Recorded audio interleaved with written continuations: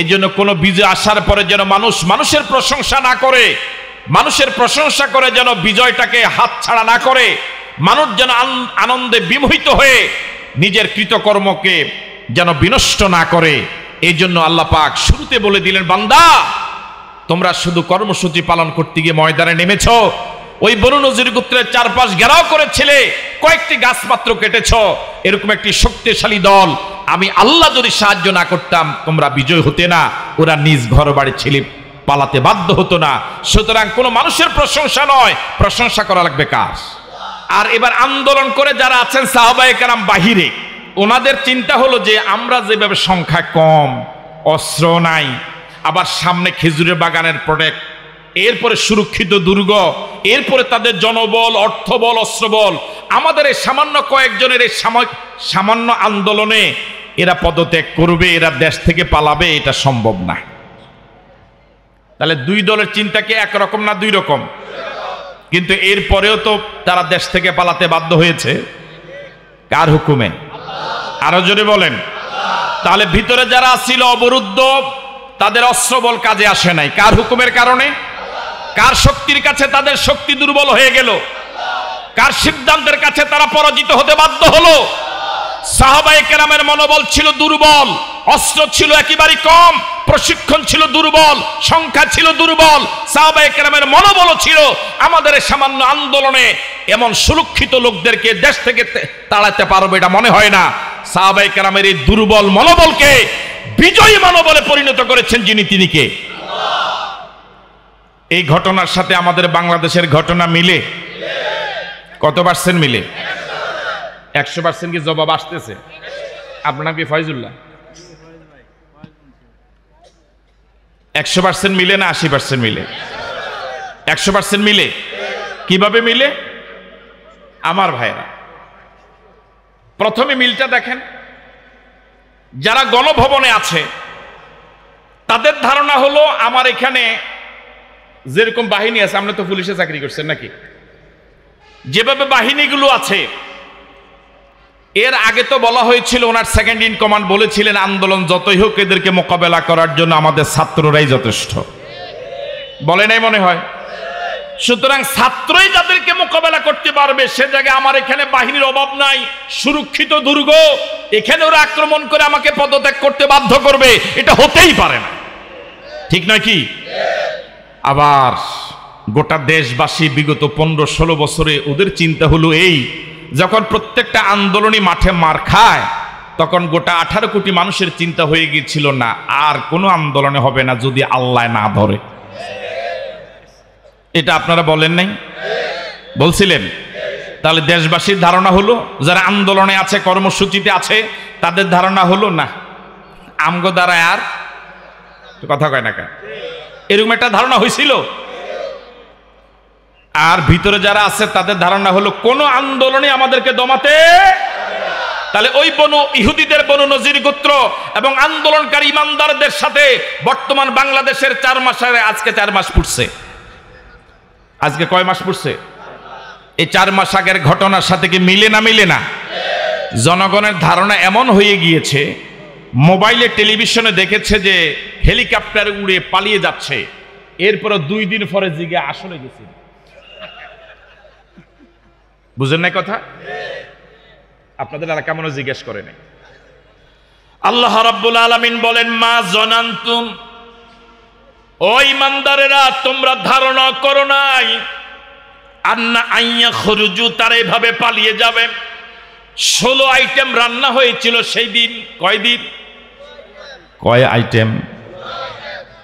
16 item রান্না হয়েছিল, পত্রিকায় দেখলাম। ভাইয়ের সেদিন জন্মদিন ছিল, জন্মদিন ধুমধামে উদযাপন হবে, মেহমান দাওয়াত দেওয়া হয়েছিল, কি এক বিনোদনের অনুষ্ঠান হবে। মা জানান্তুম আইয়া খরুজু, দেশবাসী তোমরা ধারণা করো নাই ওরা পালিয়ে যাবে, ওরা এইভাবে গণভবন ছেড়ে পালিয়ে যাবে, এটা ধারণা করো নাই। জনগণের বদ্ধমূল ধারণা হয়ে গিয়েছে। ওই মুরব্বী চিন্তা করেছিলেন, টার্গেট করেছিলেন 41 সাল। জনগণ শেষ পর্যন্ত সিদ্ধান্ত দিয়েছে কিসের 41? কোন আন্দোলনই যেহেতু সফল হয় না যতদিন বাঁচে। কি কথা কয় না কা? আপনাকে আছেন না গেছেন এখানে? মা জনান্তুম আইয়া খরুজু, তোমরা যারা আন্দোলনে আছো তোমরা ধারণা করো নাই ও পালিয়ে যাবে, এভাবে অপমান হবে, এভাবে বেইজ্জত হবে, 16 আইটেমের এক আইটেমও খেয়ে যেতে পারবে না, তোমরা ধারণা করো নাই। আর ওয়াজান্নু আন্নাহুম মানিআতুহুম হুসুনুহুম মিনাল্লাহ, আর ভিতরে যারা আছে তাদেরও ধারণা আল্লাহর আযাব গজব থেকে আমাদের বাহিনী আমাদেরকে বাঁচাবে। আল্লাহ রাব্বুল আলামিন বলেন হুয়াল্লাযী, তিনি তেমন আল্লাহ যিনি আখরাজা বের করে দিলেন আল্লাযীনা কাফারু মিন আহলিল কিতাব, ইহুদিদের মাঝে কাফের যারা, বনু নজির গোত্র যারা, তাদেরকে তিনি বের করে দিয়েছেন। তিনি কে? আরো জোরে বলেন। মিন দিয়ারিহিম, অন্যের ঘর বাড়ি থেকে নয়, নিজের ঘর বাড়ি থেকে, লিআউয়ালিল হাসরে, সবাইকে একত্রিত করে, একজন দুইজন করে নয়, সবাইকে একত্রিত করে একসাথে আল্লাহ নিজের ঘর বাড়ি থেকে বের করে দিয়েছিলেন যিনি, সে আল্লাহরই সব প্রশংসা। বলি আলহামদুলিল্লাহ, আরো জোরে বলি আলহামদুলিল্লাহ। এরপর আল্লাহ রাব্বুল আলামিন বলেন মা জনান্তুম, ও সাহাবায়ে কেরাম তোমরা ধারণা করো নাই। মনোযোগ আছে আপনাদের? গভীর মনোযোগ দিয়ে শুনেন। মা জনান্তুম, তোমরা ধারণাই করো নাই, আইয়া খরুজু, যে তারা তোমাদের ঘেরাও করা, এই সামান্য আন্দোলনের মোকাবেলায় আন্দোলনকে ঠেকাতে না পেরে তারা এরকম দুর্গ ছেড়ে পালিয়ে যাবে, এটা সাহাবায়ে কেরামও ধারণা করে নাই। ওয়াজান্নু আন্নাহুম মানিআতুহুম হুসুনুহুম মিনাল্লাহ, আর ঘেরাওর ভিতরে যারা আছে, যারা সুরক্ষিত দুর্গে আছে, তাদেরও ধারণা ছিল আমাদের যেরকম দুর্গগুলো সুরক্ষিত, আমাদের জনবল যেভাবে প্রশিক্ষিত, অস্ত্র যেভাবে আমাদের বেশ মানে, এ কয়েকজন সাহাবায়ে কেরামের সামান্য ঘেরাওয়ের কারণে আমরা বের হওয়া লাগবে না, বরং আমাদের সুরক্ষিত দুর্গ এবং জনবল, অস্ত্রবল এই সাহাবায়ে কেরামের ঘেরাওয়ের আন্দোলন থেকে আমাকে বাঁচাবে। তাহলে দুই দলের ধারণা একরকম না দুই রকম? রাসূল যখন মক্কা থেকে মদিনায় হিজরত করে আসেন তখন তার বয়স ছিল 53 বৎসর, নবুয়তের বয়স ছিল 13 বৎসর। মনোযোগ আছে আপনাদের? রাসূল মদিনায় এসে খুব গভীরভাবে লক্ষ্য করলেন মদিনা নামক ছোট্ট শহরটি ইহুদিদের বসতিতে ঘেরাও করা, চতুর্দিকে শুধু ইহুদিদের বসতি। ইহুদিদের 3টি বড় বড় গোত্র ছিল তখন, বনু নজির, বনু কোরাইজা, বনু কাইনুকা। রাসূল করিম সাল্লাল্লাহু আলাইহি ওয়াসাল্লাম চিন্তা করলেন মক্কার জীবনটা ফুল বিছানো ছিল না, মদিনায় ইহুদিদের যেভাবে ঘন বসতি, ওদের যেভাবে দাপট, ওদের সাথে যদি একটি শান্তি চুক্তি করা না হয়, করা না যায়, তাহলে মদিনার জীবনটা নিরাপদ যাবে না। এই চিন্তায় প্রিয় নবী মদিনার ইহুদিদের সাথে শান্তি চুক্তি করে ফেললেন। ইহুদিরাও সে চুক্তিতে আবদ্ধ হলো। আপাতত শান্তি চুক্তির ফলে মদিনা নামক ইসলামী রাষ্ট্রটি ইহুদিদের পক্ষ থেকে আক্রমণ হওয়ার, আক্রান্ত হওয়ার আশঙ্কা থেকে বেঁচে গেল। বদর যুদ্ধ শেষ হলো, উহুদের যুদ্ধ চলে গেল। উহুদের যুদ্ধ শেষ হওয়ার পর 4th হিজরির রবিউল আউয়াল মাসে এই সূরাটি নাজিল হয়। মনোযোগ আছে আপনাদের? উহুদ যুদ্ধ শেষ হয়ে যাওয়ার পরে 4th হিজরির রবিউল আউয়াল মাসে 24 আয়াত 3 রুকু সম্বলিত সূরা হাশর নাজিল হয়েছিল। নাজিলের প্রেক্ষাপট রাসূল করিম সাল্লাল্লাহু আলাইহি ওয়াসাল্লাম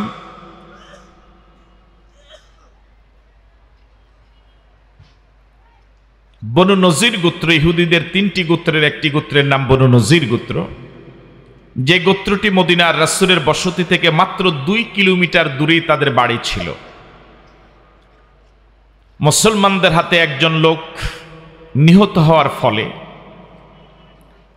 নিয়ম অনুযায়ী ওই পরিবারকে রক্তপণ দেওয়ার প্রয়োজন ছিল, দিয়ত দেওয়ার প্রয়োজন ছিল। রাসূল করিম সাল্লাল্লাহু আলাইহি ওয়াসাল্লাম সেই রক্তপণ কালেক্ট করার জন্য সাহাবায়ে কেরামদের কাছ থেকে সহযোগিতা চাইলেন। সাহাবায়ে কেরাম সহযোগিতা করলেন। নিয়ম অনুযায়ী চুক্তিবদ্ধ গোত্রগুলো সেই আর্থিক সহযোগিতায় অংশীদার হবে। এই জন্য রাসূল করিম সাল্লাল্লাহু আলাইহি সাল্লাম মাত্র 2 কিলোমিটার দূরে বনু নজির গোত্রের কাছে গিয়েছিলেন এই রক্তপণ আদায় করতে গিয়ে তাদেরকে শরীক হওয়ার জন্য, অংশীদার হওয়ার জন্য। রাসূল করিম সাল্লাল্লাহু আলাইহি সাল্লাম একদম এখন তাদের ঘরের ভিতরে, তাদের একদম বসতির ভিতরে।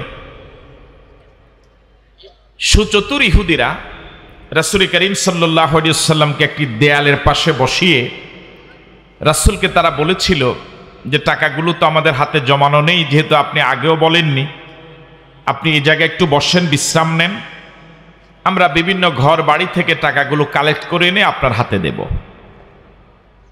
রাসূল করিম সাল্লাল্লাহু আলাইহি সাল্লাম তাদের এই কথাটাকে সহজভাবে বিশ্বাস করলেন।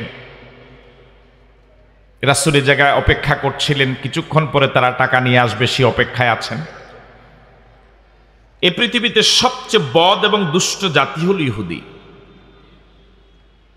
ওরা এখান থেকে গিয়েই ষড়যন্ত্রমূলক বৈঠকে সিদ্ধান্ত নিয়েছিল যে মুহাম্মদকে হত্যা করার জন্য এর থেকে সুবর্ণ সুযোগ আর হাতে আসবে না। মুহাম্মদ এখন একদম আমাদের হাতের নাগালে। নাউজুবিল্লাহ বললেন? মনোযোগ আছে আপনাদের? ওরা রাসূলকে হত্যা করার জন্য একটি ষড়যন্ত্র করেছে এভাবে, রাসূলকে যে দেয়ালের পাশে তারা বসিয়েছিল ওই দেয়ালের ছাদে উঠে একজন বড় একটা পাথর মারবে, নিচে ফেললে রাসূল দুনিয়া থেকে বিদায় হয়ে যাবে। ওরা এই ষড়যন্ত্র করে সিদ্ধান্ত নিয়েছে শক্তভাবে, এখন শুধুমাত্র কার্যকর করার বাকি। উপরে উঠবে একজন ছাদে, একটা বিশাল পাথর ছেড়ে দিবে, রাসূল শেষ। আল্লাহ রাব্বুল আলামিন এই ঘটনা জানেন না জানেন না? আল্লাহ রাব্বুল আলামিন জিব্রাইলকে পাঠিয়ে রাসূলকে সেখান থেকে খুব দ্রুত উঠে যেতে বললেন। রাসূল করিম সাল্লাল্লাহু আলাইহি সাল্লাম খুব দ্রুত সেখান থেকে উঠে নিজ শহরে চলে আসলেন, 2 কিলোমিটার দূরেই। এবার আপনাদের কাছে আমার জিজ্ঞাসা, যারা রাসূলকে হত্যা করার মতো এমন ষড়যন্ত্রমূলক সিদ্ধান্ত নিতে পারে, এই অপরাধটা কি শাস্তিযোগ্য অপরাধ না মাফ করে দেওয়ার মতো অপরাধ? সবাই তো বলেননি কথাটা। এটা কি শাস্তিযোগ্য অপরাধ না ক্ষমা করে দেওয়ার মতো অপরাধ? এই অপরাধীদের একটা শায়েস্তা হওয়া দরকার। রাসূল করিম সাল্লাল্লাহু আলাইহি সাল্লাম নিজ শহরে এসে ওদের কাছে ফরমান পাঠালেন। বনু নজির গোত্রকে সিদ্ধান্ত জানালেন যে 10 দিন তোমাদেরকে সময় দেওয়া হলো। কয়দিন? এই 10 দিনের ভিতরে নিজ এলাকা ঘর বাড়ি ছেড়ে পৃথিবীর যেই কোনো দেশে তোমরা চলে যাও, আপত্তি নাই, কিন্তু এই জায়গায় থাকা যাবে না। যারা রাসূলকে হত্যা করার মতো পরিকল্পনা নিতে পারে তারা রাসূলের শহর মদিনায় থাকবে, অধিকার তাদের থাকতে পারে। রাসূল করিম সাল্লাল্লাহু আলাইহি ওয়াসাল্লামের সিদ্ধান্তটা ছিল খুবই মজবুত। ইহুদি বনু নজির গোত্র খুব ভয় পেয়ে গেল। তারা সিদ্ধান্ত নিয়ে ফেলল যে এই সিদ্ধান্তের মোকাবেলা করার মতো শক্তি আমাদের নেই। এই লাইটটা বন্ধ করো।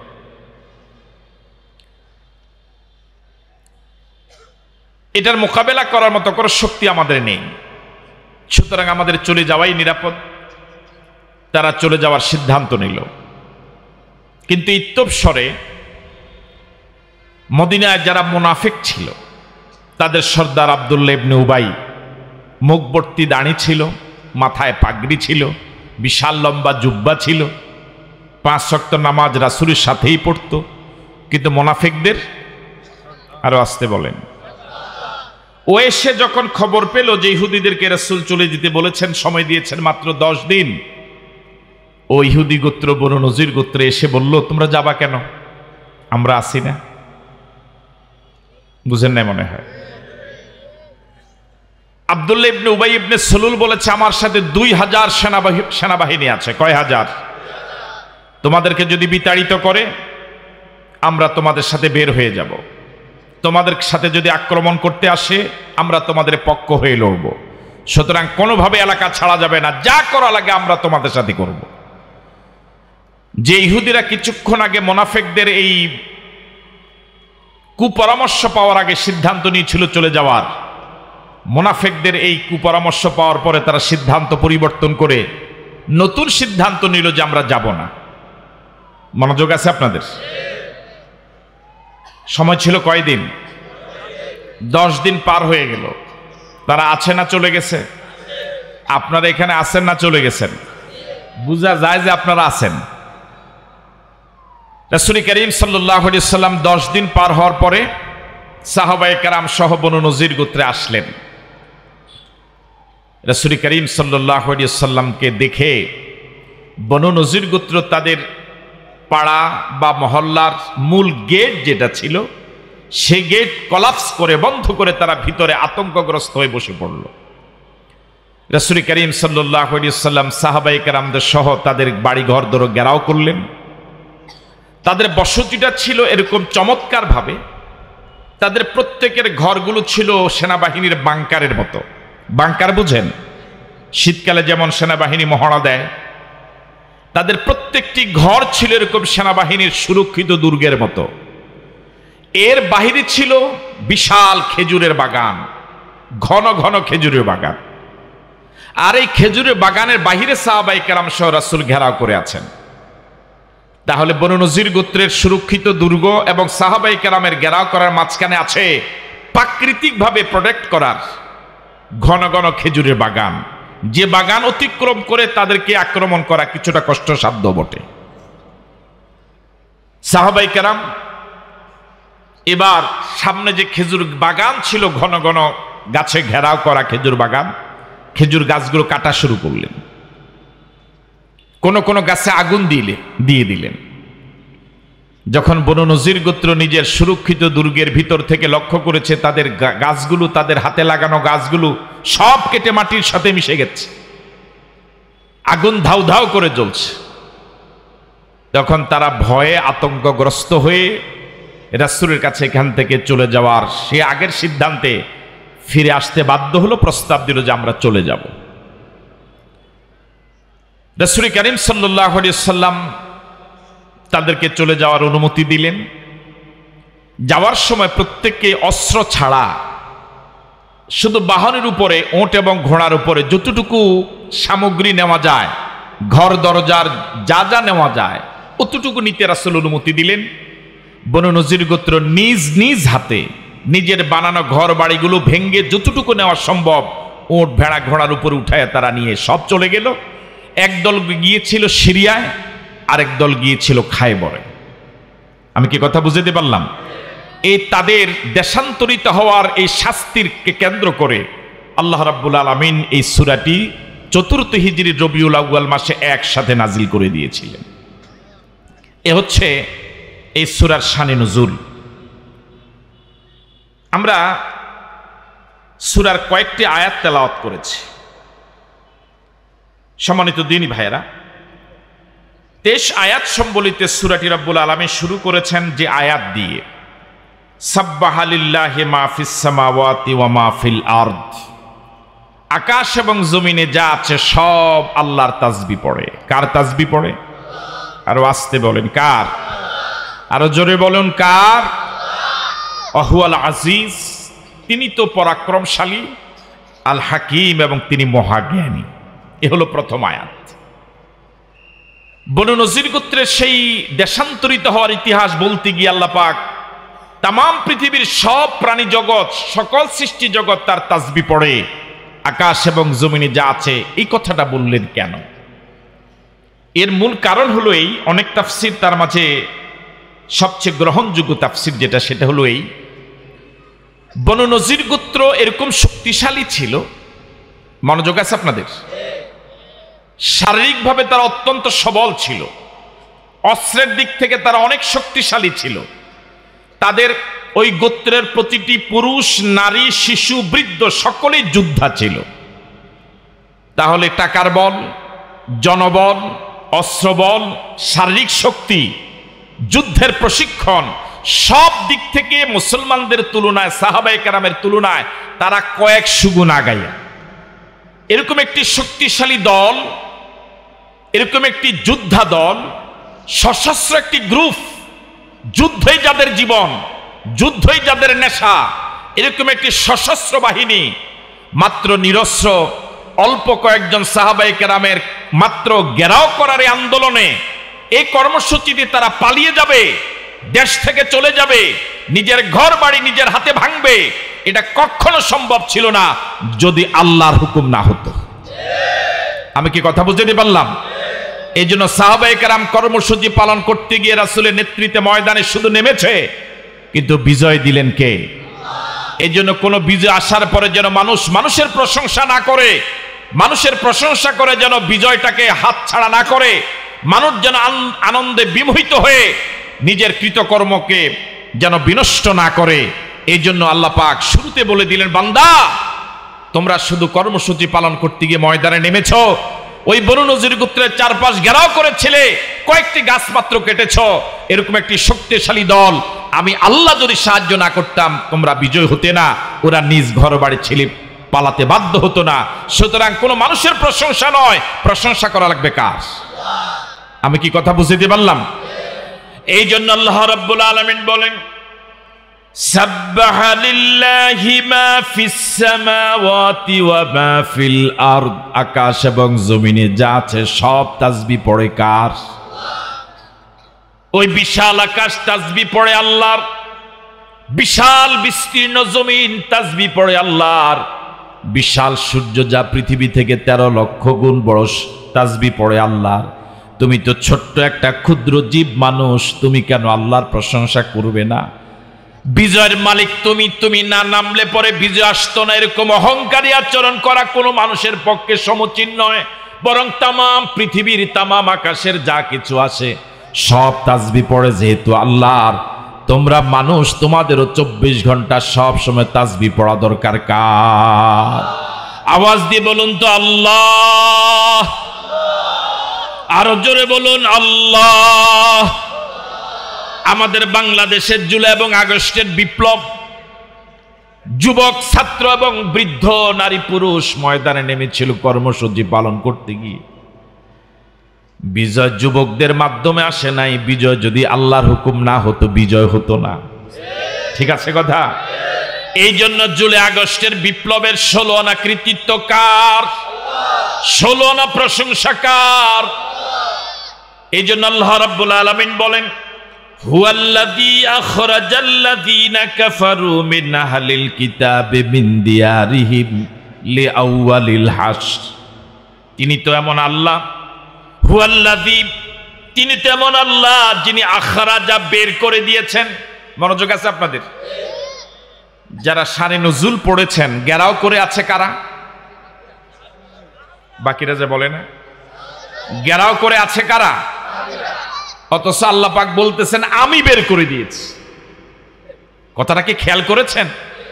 আন্দোলন করছে সাহাবায়ে কেরাম, কর্মসূচি পালন করছে সাহাবায়ে কেরাম, রাসূলের নেতৃত্বে ময়দানে নেমেছে, ওদের বসতি ঘেরাও করে আছে, গাছগুলো কেটে দিচ্ছে। আল্লাহ পাক বলে তোমরা বের করো নাই, আমি বের করে দিয়েছি। তাহলে মানুষের দায়িত্ব হলো শুধু ময়দানে নামা আর বিজয়ের মালা গলায় পরিধান করানোর দায়িত্ব কার? আমি বুঝতে পারলাম কথা? আল্লাহ রাব্বুল আলামিন বলেন, হুয়াল্লাযী, তিনি তেমন আল্লাহ যিনি আখরাজা বের করে দিলেন, আল্লাযীনা কাফারু মিন আহলিল কিতাব, ইহুদিদের মাঝে কাফের যারা, বনু নজির গোত্র যারা, তাদেরকে তিনি বের করে দিয়েছেন। তিনি কে? আরো জোরে বলেন। মিন দিয়ারিহিম, অন্যের ঘর বাড়ি থেকে নয়, নিজের ঘর বাড়ি থেকে, লিআউয়ালিল হাসরে, সবাইকে একত্রিত করে, একজন দুইজন করে নয়, সবাইকে একত্রিত করে একসাথে আল্লাহ নিজের ঘর বাড়ি থেকে বের করে দিয়েছিলেন যিনি, সে আল্লাহরই সব প্রশংসা। বলি আলহামদুলিল্লাহ। আরো জোরে বলি আলহামদুলিল্লাহ। এরপর আল্লাহ রাব্বুল আলামিন বলেন, মা জানান্তুম, ও সাহাবায়ে কেরাম তোমরা ধারণা করো নাই। মনোযোগ আছে আপনাদের? গভীর মনোযোগ দিয়ে শুনেন। মা জানান্তুম, তোমরা ধারণাই করো নাই, আইয়া খুরুজু, যে তারা তোমাদের ঘেরাও করা এই সামান্য আন্দোলনের মোকাবেলায়, আন্দোলনকে ঠেকাতে না পেরে তারা এরকম দুর্গ ছেড়ে পালিয়ে যাবে, এটা সাহাবায়ে কেরামও ধারণা করে নাই। ওয়া জান্নু আন্নাহুম মানিআতুম হুসুনুহুম মিনাল্লাহ, আর ঘেরাওয়ের ভিতরে যারা আছে, যারা সুরক্ষিত দুর্গে আছে, তাদেরও ধারণা ছিল আমাদের যেরকম দুর্গগুলো সুরক্ষিত, আমাদের জনবল যেভাবে প্রশিক্ষিত, অস্ত্র যেভাবে আমাদের বেশ মানের, এ কয়েকজন সাহাবায়ে কেরামের সামান্য ঘেরাওয়ের কারণে আমরা বের হওয়া লাগবে না, বরং আমাদের সুরক্ষিত দুর্গ এবং জনবল, অস্ত্রবল এই সাহাবায়ে কেরামের ঘেরাওয়ের আন্দোলন থেকে আমাকে বাঁচাবে। তাহলে দুই দলের ধারণা একরকম না দুই রকম? এই কথাটা আমি এভাবে বুঝাতে চাই, দুই দলের ধারণা কি একরকম না দুই রকম? এবার আমার দিকে তাকিয়ে এবার কথাটা জবাব দেন তো, সাহাবায়ে কেরাম কি ঘেরাও করে আছে? সবাই বলে না তো, ঘেরাও করে আছে? নেতৃত্বে কি রাসূল আছেন? সাহাবায়ে কেরামের সামনে কি তাদের ঘর না খেজুরের বাগান? কথা বলেন, খুব পাতলা পাতলা না ঘন ঘন? এই খেজুর গাছগুলোর ভিতর দিয়ে খেজুর গাছ ডিঙ্গিয়ে তাদের বাড়িতে আক্রমণ করা সহজ না কঠিন? তাহলে বেশি সুরক্ষিত কারা? ভিতরে যারা? কারা? আমার ভাইয়ারা, এবার বলুন তো দেখি, যারা ভিতরে আছে বনু নজির গোত্রের ইহুদিরা, তারা সংখ্যা কম না বেশি? এটা কি তারা নিজের বাড়িতে আছে না অন্যের বাড়িতে? নিজের বাড়িতে থাকলে শক্তি কম না বেশি? তাদের অস্ত্র আছে সাহাবায়ে কেরাম থেকে কম না বেশি? প্রশিক্ষণ, জনবল, অর্থবল, তাদের প্রত্যেকের ঘর বাড়িগুলো এক একটা দুর্গের মতো, ঠিক আছে কথা? তাহলে এবার ভাবেন দল কয়টা হলো? একটা হচ্ছে অবরোধকারী আর একটা হচ্ছে অবরুদ্ধ, ঠিক আছে কথা? কেউ আছে গণভবনের ভিতরে আর কেউ আছে গণভবনের, মনোযোগ আছে আপনাদের? গণভবনের বাহিরে যারা আছে তারা কিন্তু নিরস্ত্র, গণভবনের ভিতরে যারা আছে তারা, সারা বাংলাদেশে সারা দেশব্যাপী সবচেয়ে সুরক্ষিত জায়গা কিন্তু গণভবন নয়? এটা বুঝে না মনে হয় এরা। গণভবন কি সবচেয়ে সুরক্ষিত জায়গা নয়? আর যারা বাহিরে আছে অরক্ষিত, সুরক্ষিত নয়। এবার ভিতরে যারা আছে তাদের ধারণা হলো বাহিরে যত হাজারই আসুক, যত লক্ষই আসুক, আমাদের সুরক্ষিত দুর্গ, জনবল, অর্থবল, অস্ত্রবল, আমাদের প্রশিক্ষণ আমাদেরকে রক্ষা করবে। কেউ আমাদেরকে পদত্যাগ করাইতে, কেউ আমাদেরকে এই আমাদের ঘর বাড়ি থেকে অন্য দেশে যেতে বাধ্য করতে। তাদের এই ধারণা কত পার্সেন্ট? তাদের এই মনোবল কত পার্সেন্ট চাঙ্গা? কত আনা চাঙ্গা? আপনাকে জবাব দিচ্ছে না আমার কথা। আর এবার আন্দোলন করে যারা আছেন সাহাবায়ে কেরাম বাহিরে, ওনাদের চিন্তা হলো যে আমরা যেভাবে সংখ্যা কম, অস্ত্র নাই, আবার সামনে খেজুরের বাগানের প্রোটেক্ট, এরপরে সুরক্ষিত দুর্গ, এরপরে তাদের জনবল, অর্থবল, অস্ত্রবল, আমাদের এই সামান্য কয়েকজনের এই সামান্য আন্দোলনে এরা পদত্যাগ করবে, এরা দেশ থেকে পালাবে, এটা সম্ভব না। তাহলে দুই দলের চিন্তা কি একরকম না দুই রকম? কিন্তু এরপরেও তো তারা দেশ থেকে পালাতে বাধ্য হয়েছে, কার হুকুমে? আরো জোরে বলেন। তাহলে ভিতরে যারা ছিল অবরুদ্ধ, তাদের অস্ত্রবল কাজে আসে নাই, কার হুকুমের কারণে? কার শক্তির কাছে তাদের শক্তি দুর্বল হয়ে গেল? কার সিদ্ধান্তের কাছে তারা পরাজিত হতে বাধ্য হলো?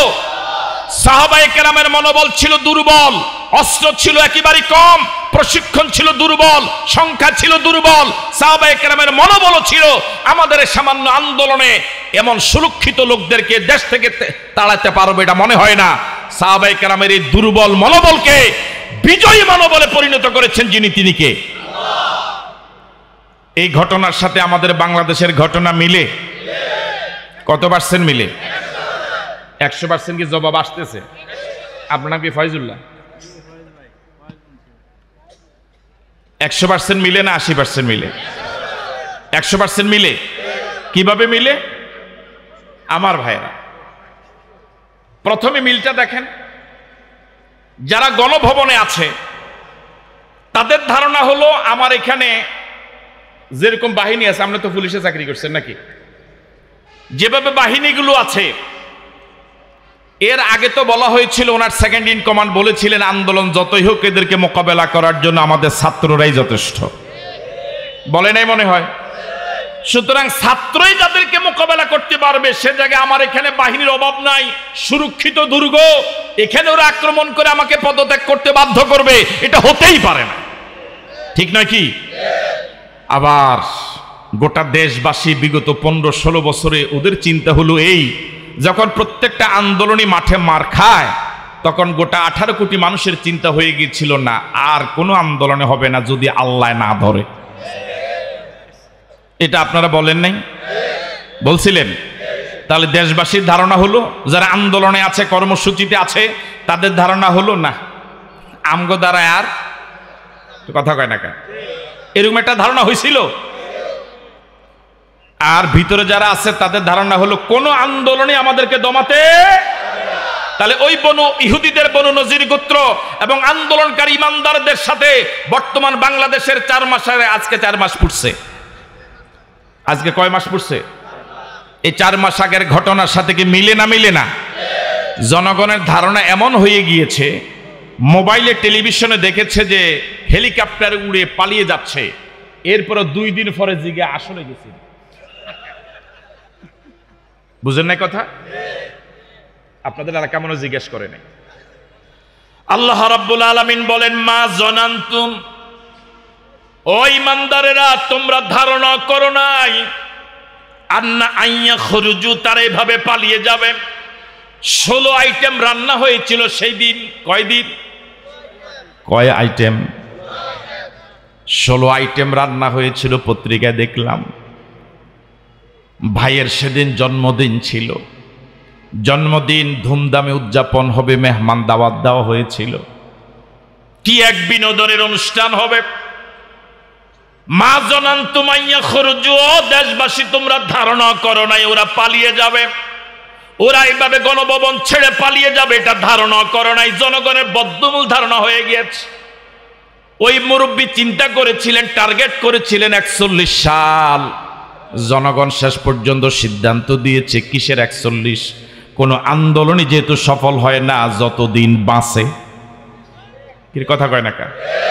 আপনাকে আছেন না গেছেন কে এখানে?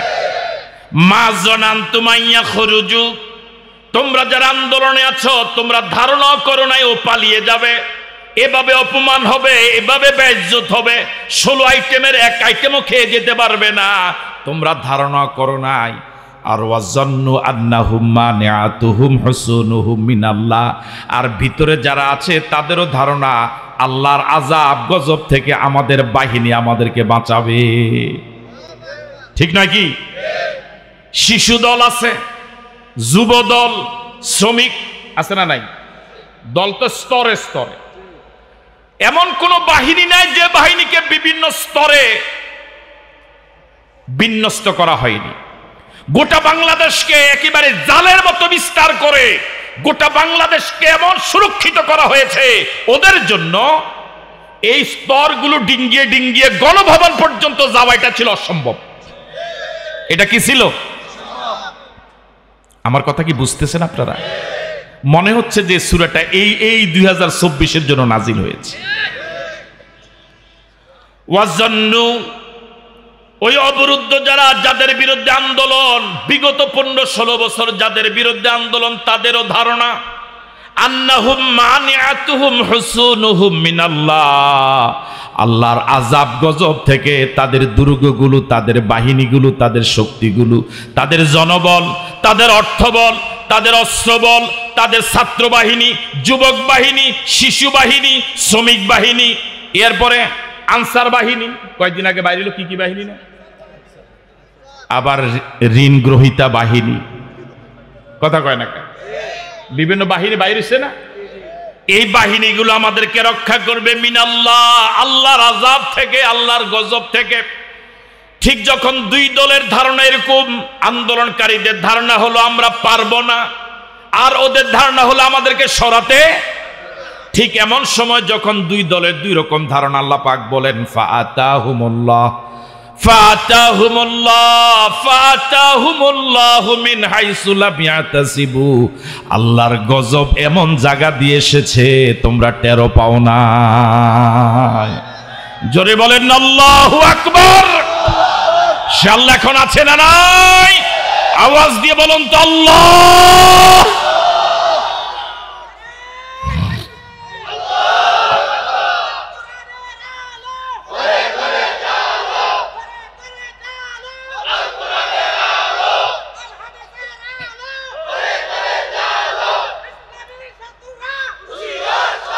তিনি আমাদের এমন আল্লাহ, তিনি আমাদের এমন আল্লাহ।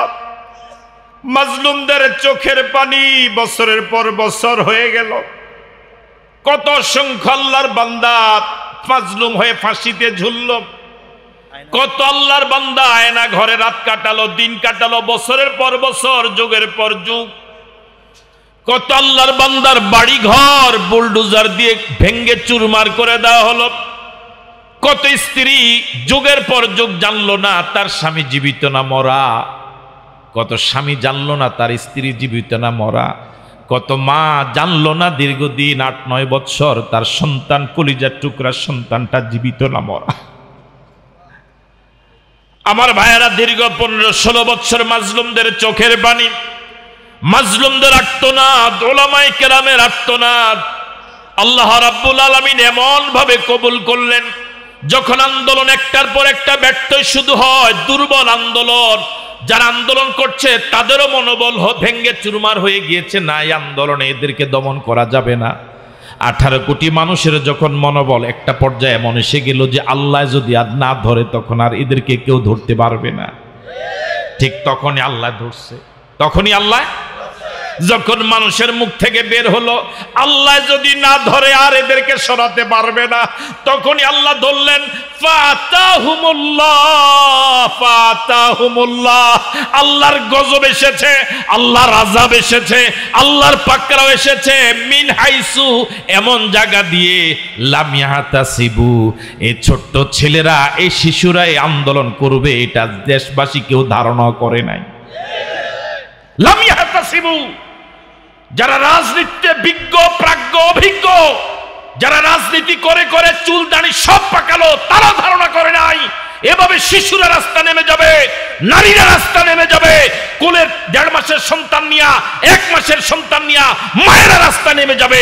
লাম ইয়াহতাসিবু, দেশবাসী কেউ টেরও পায় নাই, ধারণা করতে পারেন। ঢাকার রাজপথে একজন নারী নামলেন তার কোলের শিশুকে নিয়ে, দুগ্ধপোষ্য শিশু, সম্ভবত 1.5 মাস বয়সের শিশু। সাংবাদিক প্রশ্ন করলেন, মা এমন এক কঠিন পরিস্থিতি ছোট্ট শিশুটাকে নিয়ে কেন নামলেন? চোখের পানি ছেড়ে দিয়ে কি সাহসী রানী দায়িত্বহীন কণ্ঠে বললেন, আমার ঘরে আর কোনো পুরুষ নাই, যাকে নিয়ে নামানো যায়, যাকে ময়দানে পাঠানো যায়, আমার এই ছোট্ট কোলের শিশুটা নিয়ে আমি নামা ছাড়া বিকল্প কেউ ছিল না। বিগত 15-16 বছর যে জুলুম করেছে, আমার বিবেক বলেছে আমার নামার দরকার। কেজি স্কুলে পড়ে ছেলেরা, নুরানি মাদ্রাসার ছাত্ররা, ছোট্ট ছোট্ট শিশুরা নেমে গেল, 80-90 বছরের বুড়া পর্যন্ত নামলো।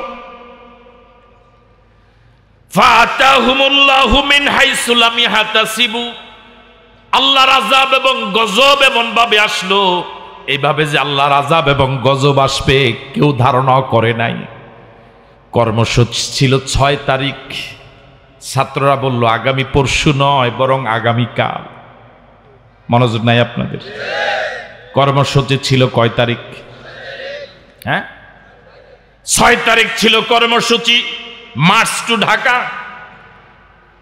কিন্তু হঠাৎ তারা ঘোষণা করলো পরশু নয় বরং আগামীকাল। মিন হাইসু লাম ইয়াহতাসিবু, এভাবে যে আন্দোলন এভাবে দানা বাঁধবে, এভাবে যে জালেমের পতন হবে কেউ ধারণা করে নাই। আল্লাহু আকবার। মিন হাইসু লাম ইয়াহতাসিবু ফাআতাহুমুল্লাহু মিন হাইসু লাম ইয়াহতাসিবু, ওই জালেম রানী ধারণা করে নাই, বরং ভাইয়ের জন্মদিন পালন করার জন্য যখন আনন্দে বিভোর 16 আইটেম রান্না করা, ঠিক এমন সময় বাহিনীর প্রধান এসে বললেন সময় আর 45 মিনিট। কয় মিনিট? আকাশ ভেঙ্গে পড়লো মাথার উপরে। যে নাকি আমার এত বিশ্বস্ত এবং কাছের আত্মীয়র কারণে অনেককে ডিঙ্গায়া প্রধান বানালাম, সে বলল আর মাত্র 45 মিনিট। কি অবাক করা কথা! লাম ইয়াহতাসিবু, ধারণাও করে নাই এমন ব্যক্তি এসে আমাকে দেশ থেকে পালাতে বাধ্য করবে। সব ক্ষমতার মালিককে, আরো জোরে বলেন। আন্নাল কুওয়াতা লিল্লাহি জামিআ, আন্নাল কুওয়াতা লিল্লাহি জামিআ, সব ক্ষমতার একমাত্র মালিক আল্লাহ। এই জন্য আল্লাহ এই সূরার শুরুতে বললেন সাব্বাহা লিল্লাহি মা ফিস সামাওয়াতি ওয়া মা ফিল আরদ। যদি তোমাদের আন্দোলনে তোমরাই যদি বিজয় আনতে পারতে তাহলে 15 বছর পারো নাই কেন? 15 বছর আমি বিজয়ের সিদ্ধান্ত নেই নাই, এখন দিলাম কেন? এখন আমি সিদ্ধান্ত নিয়েছি। সুতরাং সব প্রশংসার মালিক আমি আল্লাহ। ঠিক আছে কথা? আল্লাহ রাব্বুল আলামিন বলেন ওয়া যান্নু আন্নাহুম, আগের আয়াতের শেষ অংশ, মিন আহলিল কিতাবে মিন দিয়ারিহিম লিআউয়ালিল হাসরে। আল্লাহ রাব্বুল আলামিন ওই বনু নজির গোত্রের সবাইকে একত্রিত করে দেশ থেকে বিতাড়িত করে দিয়েছিলেন। বাংলাদেশের সেই জালেমেরাও, ওই ইহুদিদের উত্তরসূরি এই জালেমেরাও, এমন কোন দেশ আমার জানা নাই, এমন অধপতন আমার দ্বিতীয়টি জানা নাই যে দেশের প্রধানমন্ত্রী পালালে পরে বাইতুল মোকাররমের খতিবও পালায়।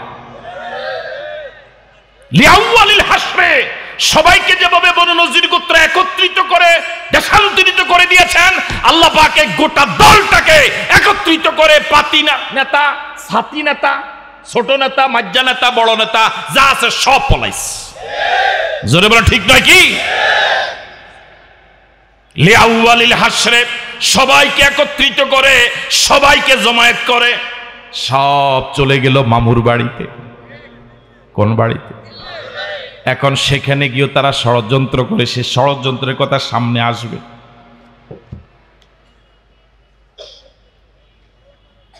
ফাআতাহুমুল্লাহু মিন হাইসু লাম ইয়াহতাসিবু, ফাআতাহুমুল্লাহু মিন হাইসু লাম ইয়াহতাসিবু, এমন জায়গা থেকে আল্লাহর গজব আসলো, টেরও পড়তে পারে নাই। কি মনের মাধুরী মিশিয়ে গণভবনটা সাজালো। আছেন আপনারা এখানে? কি বিশাল বিশাল পাঙ্গাস মাছ, আর কি ছিল? আর মাছ, হ্যাঁ, রাজহাঁস। কি মনের মাধুরী মিশিয়ে 15-16 বছর কি মনের আলপনা দিয়ে কিভাবে সাজালো গণভবন। ওই গণভবন নিজের চোখের সামনে দেশের জনগণ ছিন্ন বিচ্ছিন্ন করে, ওই গণভবনটাকে তছনছ করে নিজের চোখের সামনে ভাবে ভেঙ্গে চুরমার করবে। লাম ইয়াহতাসিবু, ধারণা করে নাই। আল্লাহর কথা কত বাস্তব। আমার ভাইয়েরা, আল্লাহর বান্দাদের জানাজা পড়তে পর্যন্ত দেওয়া হয় নাই। ঠিক নয় কি? বিচার কি আল্লাহ করে নাই? এতদিন তো আপনারা বলতেন এত হুজুরে দোয়া করে, দোয়াইগুলো যায় কই? দোয়াইগুলো যে কাজে লাগছে দেখছেন আপনারা? সময় যখন হয়েছে তখনই কাজে লাগাইছে। আল্লাহ রাব্বুল আলামিন বলেন ওয়া কাযাফা ফি কুলুবিহিমুর রুবা, সাহাবায়ে কেরাম যখন চতুর্দিকে ঘেরাও করে যখন গাছ কাটা শুরু করলেন, ভিতরে অবরুদ্ধ মানুষ সশস্ত্র অবস্থা যখন নিজের বাড়িতে নিজের দুর্গে যখন আছে, আল্লাহ রাব্বুল আলামিন ওই অবরুদ্ধ লোকদের অন্তরে ভয় ত্রাস সৃষ্টি করে দিলেন। আল্লাহু আকবার। মানুষের মনোবলটা এত মারাত্মক, এটা যদি দুর্বল হয়ে যায় হাতের অস্ত্র পড়ে যায়, যদি মনোবল চাঙ্গা থাকে হাতে অস্ত্র না হলো সামনে এগিয়ে যায়। যারা আন্দোলন করেছিল ছাত্র জনতা, এক পুলিশ অফিসার তো তৎকালীন স্বরাষ্ট্রমন্ত্রীকে দেখিয়ে বলেছিল গুলি করি একটা, পড়ে একটা, চারটা দাঁড়ায় যায়। আপনারা কি দেখেছেন, কল্পনা করেছেন? আমি তো 71 দেখি নাই, 24 দেখেছি। যে যুবকেরা লাখ লাখ লাখ যুবক যে নামলো, ওরা পাখির মতো গুলি করে। যুদ্ধ লাগলে পরে শত্রুকে মানুষ যেভাবে গুলি করে, যে মানের গুলি করে, এই দেশের জনগণের বুকে তারা এই মানের গুলি চালিয়েছিল। যাত্রাবাড়িতে পত্রিকা দেখেছি, পরে নেটও দেখেছি, গুলি আসছে, একটার পর একটা লাশ পড়ছে। ছাত্র জনতার লাশগুলোর প্রতি তাদের কোনো খেয়াল নেই। ওরা বক্তব্য দিচ্ছে লাশ লাশের জায়গায় থাকুক, কেউ না কেউ লাশ দাফন করার পাওয়া যাবে, কিন্তু এই জালেমকে পদদলিত করার জন্য কাউকে পাওয়া যাবে না, আমাদের ছাড়া সামনে যেতে হবে। এই যুবকদের জন্য মন থেকে দোয়া করি, আল্লাহ এই যুবকদের মাঝে যারা শহীদ হলো, কবর গেল, তাদেরকে জান্নাতুল ফেরদাউসের মেহমান বানায় দাও। যারা আহত হয়ে আছে আল্লাহ তাদেরকে সুস্থতার নিয়ামত দাও। বাংলাদেশের জমিন থেকে অন্ধকার দূর করে যারা আলো আনতে ভূমিকা রাখলো আল্লাহ তাদের প্রতি তুমি রহম করো। ওয়াকাযাফা ফি কুলুবিহিমুর রুবা ওয়াকাযাফা ফি কুলুবিহিমুর রুবা, আল্লাহ তাদের অন্তরে ভয় সৃষ্টি করে দিলেন, ভীতি সৃষ্টি করে দিলেন, ত্রাস সৃষ্টি করে দিলেন। এবার যত অস্ত্র আছে সব অকেজু। কথা বলে না কেন? আল্লাহ রাব্বুল আলামিন বলেন ইউখরিবুনা বুয়ুতাহুম বিআইদিহিম ওয়া আইদিল মুমিনিন। এমন ভয় তাদের অন্তরে ঢুকলো, নিজের বানানো ঘর নিজের হাতে এবার তারা ভাঙ্গা শুরু করে দিল। ওয়া আইদিল মুমিনিন, ইমানদারেরাও ভাঙ্গে, তারা নিজেরাও নিজের ঘর ভাঙ্গে। আল্লাহ আকবার বলবেন না? রাসূল যখন অনুমতি দিলেন যতটুকু ঘর দরজার, পৃথিবীতে আরেক জায়গায় গেলে তো ওইখানে কিছু থাকা লাগবে, ঘর করা লাগবে। ইন্ডিয়ায় যাও সেখানে তো কাপড় চোপড় লাগবে, যদ্দুর ফারো লইয়া যাও। ওরে কথা কয় না ঠিক কিনা? 2-4 দিন তো থাকা লাগবে। ইউখরিবুনা বুয়ুতাহুম বিআইদিহিম, নিজের হাতে নিজের ঘর ভাঙ্গে। আমাদের এই জালেম রানীও পত্রিকায় দেখেছি, নেটে আপনারা দেখেছেন, নিজে কিছু কাপড় চোপড় গুজগাছ করছে। কথা কয় না কেন? মনে করছিল আজীবন যে শাড়ি দিয়ে রাখছে এটি আজীবন ইয়ানে থাকবো। আমরা তখন কথা বুঝছি না, বুঝেন না? ইউখরিবুনা বুয়ুতাহুম বিআইদিহিম, ১৫০০ বছর আগের ওই ইহুদিরা নিজের ঘর সাজানো সংসার নিজের হাতে ভাঙ্গা শুরু করেছে। আর ইমানদারেরও ভাঙ্গে, যাতে করে একটু তাড়াতাড়ি হয়। তারা যেভাবে ভাঙ্গে একটু সময় লাগবে, কিন্তু সময় তো মাত্র ৪৫ মিনিট। কয় মিনিট? এই জন্য ওয়াইদিল মুমিনিন, আন্দোলনকারী ইমানদারেরাও কিছু সহযোগিতা করে তাড়াতাড়ি গুজগাছ করে দিছে জানগা। ওরে কথা কয় না ঠিক কিনা? আপনার কি আছেন এখানে না গেছেন গা? ইমানদারেরা এই ভাঙ্গা চূড়াতে হাত দিল কেন? যেহেতু উনি যেভাবে স্টাইল করা শুরু করছে, লিপস্টিক লাগানি, ফোলা ভাই নাই একার ফিট করে লেগে সময় নাই। এই জন্য সময় যেহেতু ৪৫ মিনিট, এই জন্য সাথের লোকেরাও কিছু গুজগাছ করে কয় তাড়াতাড়ি জানগা। এবার আপনাদের কাছে আমার এই হাজারো জনতার কাছে প্রশ্ন, ছাত্র জনতা কি দাবি করেছিল দেশ ত্যাগ করার জন্য? কথা বলে না কেন? ছাত্র জনতার এক দফা দাবি ছিল শুধু পদত্যাগ।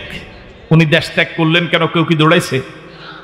উনি নিশ্চিত নিজের বুঝ হয়েছে যে আমি যে অপরাধ করেছি, পদত্যাগ করে দেশে থাকার মতো যোগ্যতা আমার নাই। ঠিক নয় কি আমার ভাইয়েরা? এর ৭১ সনেও পলায়ন করে পৃথিবীর কোন দেশে যায় না, গিয়েছে ভারতে। ৭৫ সনেও পলায়ন করে গিয়েছে ভারতে। ২৪ সালেও গিয়েছে কোন দেশে? যাদের ভারত এত প্রিয়, আসলে এরা বাংলাদেশকে শাসন করে নাই, বাংলাদেশকে শোষণ করেছে। বাবা হত্যার প্রতিশোধ নিতে এরা এসেছে। এরা ভারতীয় রাজাকার, এরা দেশ বিরোধী, এরা মানবতা বিরোধী, এটা গোটা জাতির শত্রু।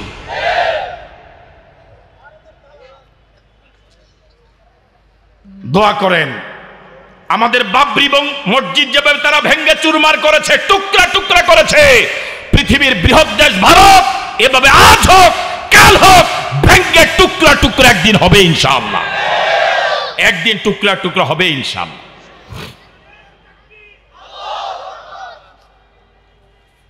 ভারত এখনো টের পায় নাই।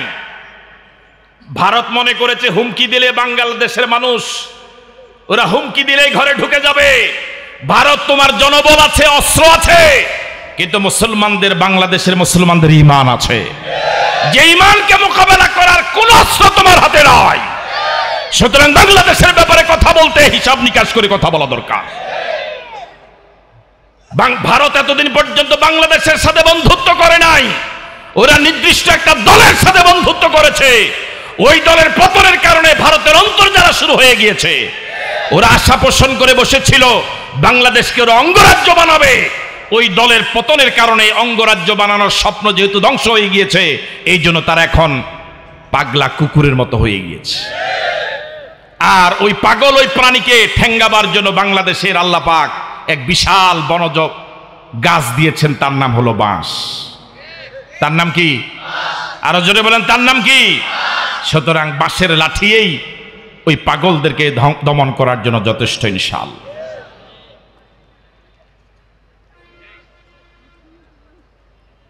ফাতাবিরু ইয়া উলিল আবসার, আল্লাহ রাব্বুল আলামিন বনু নজির গোত্রের ১৫০০ বছর আগের সেই ঘটনা আমাকে আপনাকে শোনানোর উদ্দেশ্যটা কি?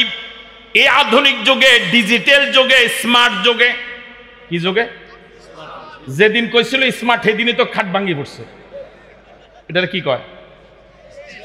স্টেজ। ঠিক না কথা? ইনশাআল্লাহ তছনছ হয়েছে, আরো হবে। শুধু স্টেজ ভাঙ্গে নাই, ওদের কলিজা ভেঙে গিয়েছে। পৃথিবীতে এমন কোন দল আমার দ্বিতীয় জানা নেই যে দল এভাবে কর্মীদেরকে বিপদে ফেলে পালায়।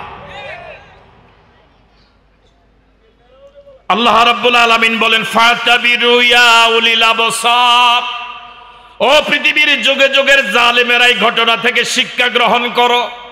সামনে যারা আবার এরকম জুলুম করার নিয়ত করে বসে আছে তাদেরকে আল্লাহ পাক বলেন ফাতাবিরু ইয়া উলিল আবসার, চোখওয়ালা যারা, জ্ঞানবান যারা, বুদ্ধিমান যারা, এই ঘটনা থেকে শিক্ষা গ্রহণ করো, যাতে করে এরকম জুলুম আর কেউ কোনোদিন বাংলাদেশে না করে। বাংলাদেশে ভবিষ্যতে যদি জনগণের উপর এরকম জুলুম কেউ করে, এরা তো পালাবার চেষ্টা করেছে, পালিয়েছে, ভবিষ্যতে জনগণ ওদেরকে পালাতেও দেবে না।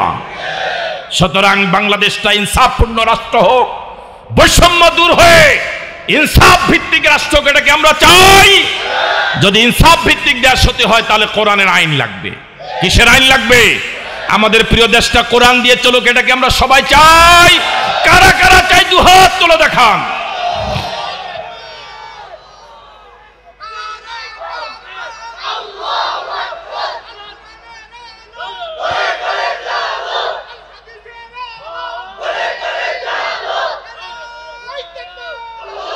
আল্লাহ রাব্বুল আলামিন এবার বলেন ওয়ালাউলা আন কাতাবাল্লাহু আলাইহিমুল জালা, যদি আমি বনু নজর গোত্রকে দেশ থেকে বিতাড়িত করার এই শাস্তি যদি না দিতাম, মনোযোগ আছে আপনাদের, তাহলে লা আযাবাহুম ফিদ দুনিয়া, অন্য কোন শাস্তি দুনিয়াতেই দিতাম। যদি ভারতে পলায়ন করার যদি এই শাস্তি না হতো, অন্য কোন শাস্তি অবশ্যই হইতো। কথা কয় না? ওয়ালাহুম ফিল আখিরাতি আযাবুন নার, এই দুনিয়ার দেশ থেকে দেশান্তরিত হওয়া, পলায়ন পর জীবন যাপন করে, এটা চূড়ান্ত শাস্তি নয়। এরা যে পরিমাণ অপরাধ করেছে, আখিরাতে এদের জন্য শাস্তি জাহান্নামের আগুন। ওয়ালাহুম ফিল আখিরাতি আযাবুন নার, ওদের জন্য পরকালে জাহান্নামের আযাব আল্লাহ রেডি করে রেখেছে। আল্লাহ তুমি আমাদেরকে জাহান্নাম থেকে বাঁচাও। বলি আমিন। আরো জোরে বলি আমিন। এখন আপনাদের মনে প্রশ্ন জাগতে পারে, শুধুমাত্র রাসূলকে হত্যা করার জন্য এই কাজটা করার কারণে এত কঠিন শাস্তি কেন দিলেন? ঘর বাড়ি ছেড়ে আরেক দেশে চলে যেতে হলো। আল্লাহ পাক তার কারণ বলছেন, জালিকা, এত কঠিন শাস্তি এই জন্য দেওয়া হয়েছে বিআন্নাহুম শাকুল্লাহ ওয়া রাসূলা, ওরা অপরাধটা ছোট করে নাই, অপরাধটা যেমন বড় শাস্তিটাও ঠিক তেমন বড়। জালিকা বিআন্নাহুম শাকুল্লাহ ওয়া রাসূলা, ওরা আল্লাহ এবং রাসূলের বিরোধিতা করেছিল। ওয়া মান ইউশাকিল্লাহা ফাইন্নাল্লাহা শাদীদুল ইকাব, যুগে যুগে যারাই পৃথিবীর যে দেশে, যে সময়, যে এলাকায় আল্লাহ এবং রাসূলের বিরোধিতা করবে, তাদের জন্য এরকম শাস্তি সামনে কপালে আছে। ঠিক আছে কথা? এত অপরাধ করার পরেও উনি জাতির কাছে, আপনাদের কাছে বিচার দিয়া গেছে। জাতির কাছে আমার বিচার যে আমার দোষটা কি, ওটা কথা কয় না কা? বিচার দিয়া যায় না আপনাদের কাছে? বিচার করছেন আপনারা? হ্যাঁ, জালিকা বিআন্নাহুম শাকুল্লাহ ওয়া রাসূলা, এই অপরাধের শাস্তি এই জন্যই আল্লাহ পাক এত কঠিন দিলেন, যেহেতু ওরা অপরাধটা ছোট করে নাই, বরং আল্লাহর সাথে, রাসূলের সাথে ওরা বিরোধিতা করেছিল। ওয়া মান ইউশাকিল্লাহা, পরবর্তীতে যারাই আল্লাহর সাথে বিরোধিতা করবে, নবীর বিরোধিতা করবে, ফাইন্নাল্লাহা শাদীদুল ইকাব, সুতরাং সামনে যারা ক্ষমতায় আসবেন এই আয়াত মনে রাখেন। কথা কয় না কা? এই আয়াত মনে রাখেন। হাতি ঘোড়া গেল তল, ছাগলে কয় কত জল। বাংলাদেশের শিক্ষা ব্যবস্থাটাকে টোটাল ধর্ম নিরপেক্ষ শিক্ষা ব্যবস্থা দিয়া নাস্তিক এবং মুরতাদ বানাবার জন্য তারা চেষ্টা করেছে। শাস্তি কি আল্লাহ এমনি দিছে? এবার আল্লাহ রাব্বুল আলামিন বলেন মা কাতাতুম মিন লিনাতিন, সাহাবায়ে কেরাম আন্দোলনের একটা অংশ হিসেবে গাছ কাটছিল না, কাটে নাই? কথা কয় না কেন? বাংলাদেশে তো গাছ কাটার বহু মামলা হয়েছে, বুঝেন না আপনারা? সাহাবায়ে কেরাম যখন খেজুর গাছ কাটা শুরু করলেন, সব গাছ কাটে নাই, মাত্র কিছু গাছ কাটছে। এই গাছ কাটাকে কেন্দ্র করে সাহাবায়ে কেরাম দুই মত প্রকাশ করলেন। এক দল গাছ কাটলেন, আর আরেক দল চিন্তা করলেন গাছটা কেটে লাভ কি? কিছুক্ষণ পরে যদি এই অঞ্চল বিজয় হয়, গাছগুলোর মালিক তো আমরাই হব, এগুলো কাটার দরকার নাই। ঠিক আছে কথা? আবার অবরুদ্ধ যারা, ওরা ভিতরে বসে বসে ওরা বলতেছে যে এরা নাকি ভালো মানুষ, দোষ করলে আমরা না করছি, আম করে না মারবো, গাছ কাটে কা। ওরে কথা কয় না, ঠিক কিনা? আমাদের বাংলাদেশের এই মুরব্বীরা তো এই জাতীয় কথা কইছে না, কয় নাই? কি কান্দা, হ্যাঁ এরকম কানছিল। এখন এই ইহুদিরা বনু নজির গোত্র ঘরের ভিতরে বসে বসে সাহাবায়ে কেরামের গাছ কাটা দেখে ওরা ফতুয়া দেয়। কি দেয়? এরা নাকি আল্লাহর ওলি, এরা নাকি ফেরেশতা, এরা নাকি নবীর ওয়ারিস, এরা নাকি নবীর উম্মত, এরা নাকি নবীর সাহাবী, গাছে কি দোষ করছে? ওরে কথা কয় না কা? আমাদের দেশে কিন্তু এরকম বহু আলেমে ফতুয়া দিছিল এসি রুমে বৈশা বৈশা যে এই জাতীয় হরতাল অবরোধের আন্দোলন শরীয়ত অনুমোদন করে না, এরকম ফতুয়া দিছিল না, দেয় নাই? এটা ওরা যেরকম দুর্গে বসে বসে ফতুয়া দিছিল, এরও এরকম দুর্গে বসে বসে ফতুয়া দেয়। আল্লাহ রাব্বুল আলামিন গাছ কাটাকে অনুমোদন দিয়ে আয়াত নাজিল করলেন। আল্লাহু আকবার বলবেন না? আল্লাহ পাক বলেন মা কাতাতুম মিন লিনাতিন, ও নবীর সাহাবীরা তোমরা যে গাছগুলো কেটেছ, আল্লাহু আকবার বলবেন না? গাছ কাটার কথা আল্লাহ কি দেয় নাই? বাদ মা কাতাতুম মিন লিনাতিন, তোমরা যে আন্দোলন করতে গিয়া বনু নজির গোত্রকে দেশান্তরিত করতে গিয়া, দেশ থেকে পালাতে বাধ্য করতে গিয়া ওদের লাগানো গাছগুলো যে কেটেছ, আও তারাকতুমুহা কায়মাতান আলা উসুলিহা, যে গাছগুলো কাটো নাই বরং কাণ্ডের উপরে রেখে দিয়েছ, তাহলে সাহাবায়ে কেরাম কিছু কাটছে, কিছু আল্লাহ পাক বলেন কিছু কেটেছ, কাতাতুম মিন লিনাতিন, কিছু কেটেছ, আও তারাকতুমুহা কায়মাতান আলা উসুলিহা, যেগুলো কাটো নাই রেখে দিয়েছ মূলের উপরে, কাণ্ডের উপরে। আল্লাহ পাক বলেন ফাবিইজনিল্লাহ, ফাবিইজনিল্লাহ, গাছ কেটেছ সেটা তো আমি আল্লাহর অনুমতি আছে, রেখে দিয়েছ তাতেও আমি আল্লাহর অনুমতি আছে। জোরে বলেন আল্লাহু আকবার। জালেমকে হটাবার জন্য আন্দোলন করতে গিয়ে যা করা দরকার সব অনুমোদিত। ইসলাম বুঝো তুমি? এসি রুমে বসে ফতোয়া দেওয়া সহজ, রাজপথে জালেমের বিরুদ্ধে মিছিল করা তো সহজ নয়। মা কাতাতুম মিন লিনাতিন, যে গাছগুলো তোমরা কেটেছ, আও তারাকতুমুহা কায়মাতান আলা উসুলিহা, যে গাছগুলো কাটো নাই রেখে দিয়েছিলেন, ফাবিইজনিল্লাহ, ফাবিইজনিল্লাহ, আল্লাহ দোনো কাজের ভিতরে অনুমোদন দিয়া দিছে। কাটছো ঠিক আছে, কাটো নাই ঠিক আছে। আল্লাহু আকবার। বাইজে কই। এবার আল্লাহ রাব্বুল আলামিন বলেন গাছ কাটাকে আমি অনুমোদন দিলাম কেন? গাছগুলো কি অপরাধ করেছে? গাছ কাটার অনুমোদন দিলাম কেন? ওয়ালিউখজিয়াল ফাসিকিন, ওয়ালিউখজিয়াল ফাসিকিন, অবরুদ্ধ ইহুদি ওই বনু নজির গোত্র যারা আমার প্রিয় হাবিবকে হত্যা করার ষড়যন্ত্র করেছিল, ঘরের ভিতর থেকে দুর্গে থেকে যখন ওরা দেখবে আমাদের হাতে লাগানো গাছ কি সুন্দর, গাছগুলো ফসল ধরেছে, আমাদের জীবিকা নির্বাহের মাধ্যম হয়েছে, এই সুন্দর তরতাজাগুলো গাছ যখন আমার সামনে কাটবে তখন কলিজা ফেটে যায়। কথা কয় না কা? যখন আমার চোখের সামনে দেখলাম যে রাজহাঁসগুলো ফোলা বেড়ে লইয়া যায়, কথা কয় না কা? সবজি লইয়া যায়, মুরগি, এরপরে ফাঙ্গাস মাছ, তখন তো অবস্থা এরকম যে জমিন ফেটে যাক, আমি জমিন ঢুকি যাই। কথা কয় না কা? আল্লাহ বলে লিউখজিয়াল ফাসিকিন, পাপিষ্ট, অপরাধী, দুর্নীতিবাজ এই জাতীয় লোকদেরকে এই গাছগুলো কেটে এই গণভবন তছনছ করে আল্লাহ লিউখজিয়াল ফাসিকিন, অপরাধীকে অপমান করেছে। আমার চোখের সামনে আমার রাজহাঁসগুলো নিয়ে যায়, আমার কাপড় চোপড় সব লইয়া যায়, এর থেকে বেইজ্জতি। যদি লজ্জা থাকতো জীবনে আর ফোনে কারো গলায় কথা কইতো না। ইজা ফাতাকাল হায়া ফাফআল মা শিতা। রাসূল বলেছে বান্দার যখন লজ্জা চলে যায় তখন আর সে যা ইচ্ছা তাই করতে পারে। আমার আশ্চর্য লাগে, এত অপরাধ করার পরে, এত অপমানিত হওয়ার পরে মানুষকে কথা শুনায় কেমনে, চেহারা দেখায় কেমন। ওয়ালিয়ুখজিয়াল ফাসিকিন, আসছে না? আসছে। ওয়ালিয়ুখজিয়াল ফাসিকিন, আল্লাহ পাক বলেন গাছ কাটার অনুমোদন আমি এই জন্য দিলাম যাতে করে ফাসিকরা নিজের লাগানো গাছগুলো যখন অন্যরা কাটে খারাপ লাগে কি লাগে না? এটা ইজ্জতের না বেইজ্জতির? নিজের আঁশগুলো আরেকজনে লইয়া যায়, নিজের পেঁপে গাছ খরগোশ নিচে বেলে যখন এইভাবে তছনছ করে গোটা পৃথিবী দেখে, গোটা গণভবন ল্যাংটা, এর থেকে বেইজ্জতি আর কিছু হতে পারে না। আল্লাহ 1400 বছর আগে বললেন ওয়ালিয়ুখজিয়াল ফাসিকিন, এভাবে তছনছ করার মাধ্যমে, গণভবন ধ্বংস করার মাধ্যমে, গাছ কাটার মাধ্যমে আমি এদেরকে অপমান করেছি।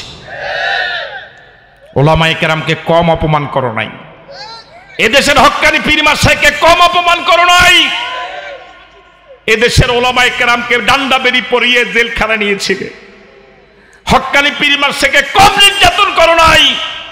যাদেরকে ফুলের মালা দিয়ে বরণ করা দরকার ছিল, 1 টাকা দুর্নীতি যারা করে নাই, ওদের গলায় তুমি ফাঁসির রশি দিয়েছে।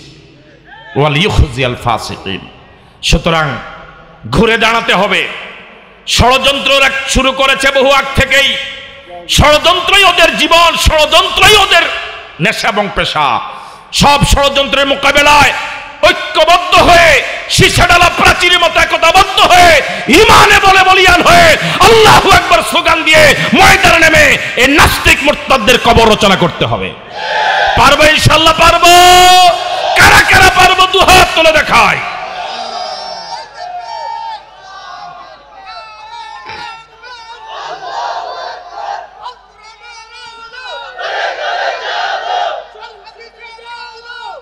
হাত নামান। আমার আলোচনা আমি এখানে শেষ করতে যাচ্ছি। বেঁচে থাকলে দেখা হবে কোনো মজলিসে, কোনো ময়দানে। আর যদি মরে যায় আল্লাহ যেন জান্নাতে পরিচয় করিয়ে দে, বলি আমিন। আল্লাহর কাছে ফরিয়াদ করি, মালিক তুমি আমাদের প্রিয় দেশটার স্বাধীনতাকে হেফাজত করো, সার্বভৌমত্বকে হেফাজত করো। দেশের বিরুদ্ধে সকল ষড়যন্ত্র তুমি নস্যাৎ করে দাও। দেশের বিরুদ্ধে যারা ষড়যন্ত্র করে ভিতরে এবং বাহিরে, আল্লাহ ওদেরকে হেদায়েত দাও। যদি হেদায়েত নসিবি না থাকে, নমরুদ ফেরাউনকে যেভাবে ধ্বংস করেছ, ওদেরকে তুমি এভাবে ধ্বংস করে দাও। ওদের বংশকে নির্বংশ করে দাও, ওদের সম্মানকে বেইজ্জত করে দাও, ওদের মনোবলকে ভেঙে চুরমার করে দাও, ওদের ঐক্যের মধ্যে ফাটল তৈরি করে দাও। গোটা মুসলমানদেরকে ঐক্যবদ্ধ হওয়ার তৌফিক দান করো। হাযা মা ইনদি ওয়াল ইলমু ইনদাল্লাহ আলাইহি তাওয়াক্কালতু ওয়া ইলাইহি উনীব। আসসালামু আলাইকুম ওয়া রাহমাতুল্লাহি ওয়া বারাকাতুহু। এটা মালিকের অনেক বড় দয়া। আসুন সে মুনিবের দরবারে সকলে মিলে সমস্বরে পড়ি আলহামদুলিল্লাহ। একটা সময় দীর্ঘদিন ধরে আমাদের এই প্রিয় জন্মভূমি বাংলাদেশের পরিস্থিতি এত জটিল এবং কঠিন ছিল, তাফসিরের আয়োজন করতে গিয়ে আয়োজক কমিটি এমন লোকদের কাছে যেতে বাধ্য হতেন, বারবার যাওয়ার প্রয়োজন হতো, যারা কোরআন মজিদ তেলাওয়াত করতেই জানতো না। একটা সময় দেশের পরিস্থিতি এত জটিল এবং কঠিন ছিল, তাফসিরের আয়োজনে আয়োজক কমিটি এমন নেতাদের কাছে যেতে বাধ্য হতেন, ধর্ণা দিতে বাধ্য হতেন অনুমতির জন্য।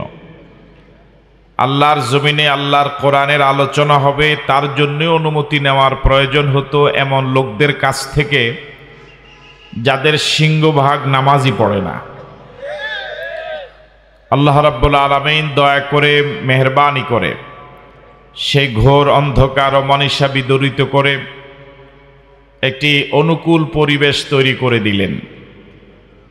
হাজারো জীবনের বিনিময়ে, হাজার হাজার বনি আদমের আহত, পঙ্গুত্ব এবং অন্ধত্ব বরণের বিনিময়ে যে মালিক এ বিশাল সুযোগ তৈরি করে দিলেন, অনুকূল পরিবেশ তৈরি করে দিলেন, এটা মালিকের ছোট দয়া না বড় দয়া? আওয়াজটা তো ওভাবে হয়নি। ছোট দয়া না বড় দয়া? আওয়াজটা বড় করে, দয়াটা যত বড় ঠিক সেভাবে আওয়াজ দিয়ে মালিকের দরবারে আরেকবার শুকরিয়া আদায় করি, সকলে মিলে পড়ি আলহামদুলিল্লাহ। রব্বানা লাকাল হামদ হামদান কাসীরান তাইয়্যিবান মুবারাকান ফীহি ইয়া রাব্বি লাকাল হামদু কামা ইয়ানবাগি লিজালালি ওয়াজহিকা ওয়া আযীমি সুলতানিকা। আমরা সকলে মিলে আমাদের মুনিব যিনি, আমাদের মাওলা যিনি, তার শুকরিয়া আদায় করে নিলাম আলহামদুলিল্লাহ।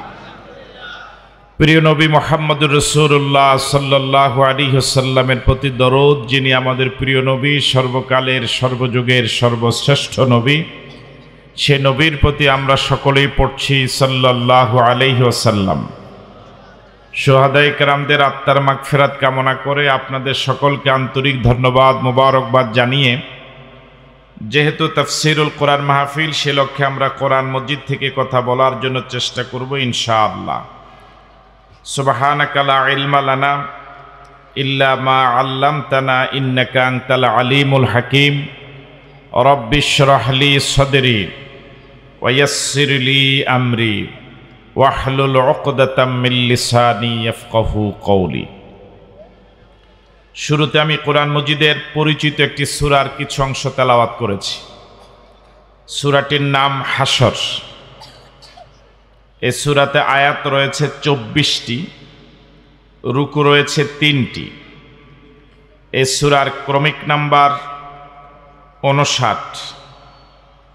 রাসূল করিম সাল্লাল্লাহু আলাইহি ওয়াসাল্লামের হিজরতের পরে নাজিল হয়েছিল, এই জন্য সূরাটিকে বলা হয় মাদানিয়া। আমি আরেকবার বলি, এরপর আপনাদের কাছ থেকে শোনার চেষ্টা করব। সূরার নাম হাশর, আয়াত 24, রুকু 3, ক্রমিক নাম্বার 59, সূরাটি মাদানী। জবাব পাওয়া যাবে? আজকের মাহফিলে যুবকের সংখ্যা খুব কম, বুড়াই বেশি মনে হয়। যুবক কি আছে কিছু মাঝে? দেখছেন আওয়াজ? যুবকেরা কি আছেন আপনারা? যে এবার শুধু যুবকেরা বলেন সূরার নাম। এটা যুবকের আওয়াজ। সূরার নাম। এবার যুবক বুড়া সবাই বলেন সূরার নাম। আয়াত, রুকু, ক্রমিক নাম্বার, সূরাটি মাক্কি না মাদানী? এবার এভাবে বলুন, কোরআন মজিদের 59 নম্বর সূরায় কয়টি আয়াত? ওই সূরাটি মাক্কি না মাদানী? ওই সূরাতে রুকু কয়টি? এবার সবাই একসাথে বলুন সে সূরাটির নাম হাশর। এই সূরা হাশর 24 আয়াত 3 রুকু সম্বলিত সূরাটির শানে নুজুল। যে ঘটনাকে কেন্দ্র করে আল্লাহ রাব্বুল আলামিন সূরাটি নাজিল করলেন। রাসূল করিম সাল্লাল্লাহু আলাইহি ওয়াসাল্লাম কোরআন মজিদ নাজিল হওয়ার পরে 13 বৎসর মক্কায় বিরতিহীনভাবে তিনি মক্কায় ছিলেন, দাওয়াতি কাজ করেছেন। এই 13 বৎসর রাসূলের জীবনটা ফুল বিছানো ছিল না, বরং কণ্টকাকীর্ণ ছিল। এমন কোনো বিরোধিতা নেই, ষড়যন্ত্র নেই যা এই 13 বৎসরে করা হয়নি। সর্বশেষ রাসূল করিম সাল্লাল্লাহু আলাইহি ওয়াসাল্লামকে মক্কার কাফের এবং মুশরিকরা জেলে পর্যন্ত নিয়েছিল। 3 বৎসর প্রিয় নবী জেলে ছিলেন। জেল থেকে ছাড়া পাওয়ার পরে বিপদ আরো বেড়ে গেল। একটা সময় মক্কার কাফের এবং মুশরিকেরা সিদ্ধান্ত নিয়েছে দারুন নাদওয়া নামক তাদের সংসদীয় গোপন বৈঠকে যে রাসূল করিম সাল্লাল্লাহু আলাইহি ওয়াসাল্লামকে তারা দুনিয়া থেকে বিদায় করে দিবে। এর জন্য প্রত্যেক গোত্র থেকে যুবকদেরকে রিক্রুট করা হলো। রাষ্ট্রীয়ভাবে অনেক মোটা অঙ্কের পুরস্কার দেওয়া হবে সেই ঘোষণা আসলো, যুবকদেরকে পাওয়াও গেল। রাসূল করিম সাল্লাল্লাহু আলাইহি ওয়াসাল্লামকে হত্যা করার উদ্দেশ্যে তাদের নিয়োগকৃত সে যুবকেরা রাসূলের হুজরার চারপাশে রাতের অন্ধকারে ঘেরাও করে রেখেছিল। আল্লাহ রাব্বুল আলামিন প্রিয় নবী মুহাম্মদুর রাসূলুল্লাহ সাল্লাল্লাহু আলাইহি ওয়াসাল্লামকে রাতের অন্ধকারে 420 কিলোমিটারের উপরে পথ পাড়ি দিয়ে একজন মাত্র সঙ্গী আবু বকর সিদ্দিক রাদিয়াল্লাহু তাআলা আনহুকে সাথে নিয়ে রাসূল প্রিয় জন্মভূমি মক্কা ছেড়ে মদিনায় হিজরত করেছিলেন।